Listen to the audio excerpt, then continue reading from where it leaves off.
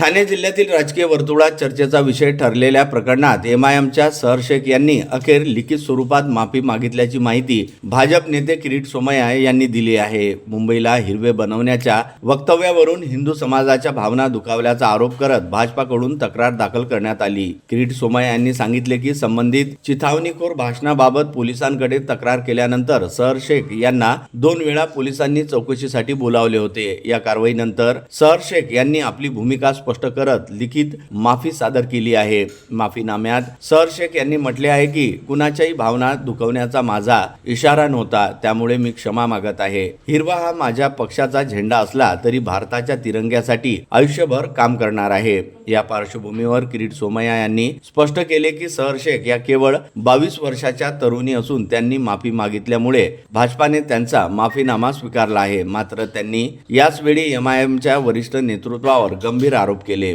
मुस्लिमीन एमआयएमचा सहर शेख हिने आता माफी मागितली आहे. हम मुंब्रा को हरा बना देंगे हे म्हणजे हिंदूंना भडकवणारी, चिथावणी देणारी भाषण आम्ही तक्रार केल्यानंतर पोलिसांनी 2दा त्यांना बोलवलं होतं. लिखित स्वरूपात सहरनी माफी मागितली आहे की कुणाचा भावना दुखवण्याचा माझा इरादा नव्हता आणि म्हणून मी क्षमा मागत आहे.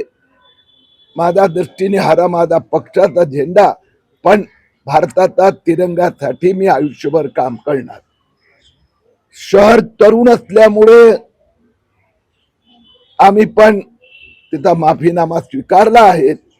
परंतु जे AIMIM चे नेते आता त्यांचा पुढच्या पिढीना जे रेडिकलाइज करत आहे, कट्टरपंथी करत आहेत, ही चिंतेची बाब आहे. AIMM म्हणजे नवीन मुस्लिम लीग, ते मुस्लिम लोकांना भडकवतात.